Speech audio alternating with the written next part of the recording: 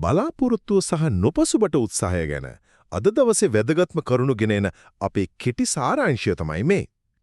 අප්‍රේල් 5 වෙනිදාට යෙදෙන මේ අපූර්ව තේමාව ඇත්තගම කාර්යබහුල ජීවිතයක් ගත කරන ඔබට ප්‍රශ්න මැද නොසලී ඉස්සරහට යන්න ඕන කරන ශක්තිය ගැන දෙන වටිනා පණිවිඩයක්. පළමුව ඔය අහලේ තිනේ 80 දශකයේ ජනප්‍රිය වුණ ජර්නි සංගීත කණ්ඩායමේ Don't Stop Believing ඒ කියන්නේ විශ්වාස කරන එක නතර කරන්න එපා කියන ප්‍රසිද්ධ සින්දුව.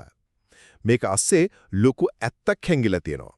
ඒ තමයි අපිට කොච්චර අමාරු කාලයක් ආවත් හොඳ හෙටක් ගැන තියෙන බලාපොරොත්තු අපි කවදාවත් අතහැරින්න හොඳ නෑ කියන එක. මේ බලාපොරොත්තු හරියට මහා කුණාටුවක අතරමං වුණ නැවකට පාර පෙන්නන ප්‍රදීපාගාරයක් වගේ. දෙවනුව අපේ සිහින හැබෑ කරගන්නන් නම් අපි අනිවාර්යයෙන්ම ඒ අරමුණු ගැන තියෙන විශ්වාසය ඇතුලේ හරිම ශක්තිමත්ව රැඳී ඉන්න ඕනේ.